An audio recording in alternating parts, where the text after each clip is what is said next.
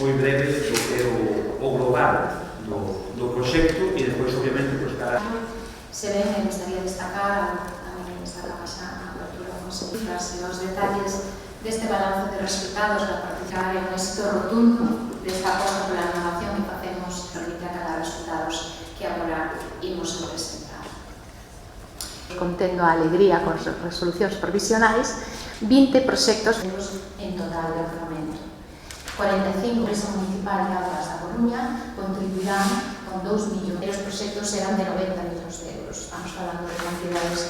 Demostra o noso liderazgo nesta convocatoria e xa no marco No ámbito das augas, todo eso foi sumando xa relevantes que nos o facer en Galicia e esa tendencia innovadora nos servicios mariñas, novas técnicas de rehabilitación e materiais sostibles, xa proxectos tras a confirmación final.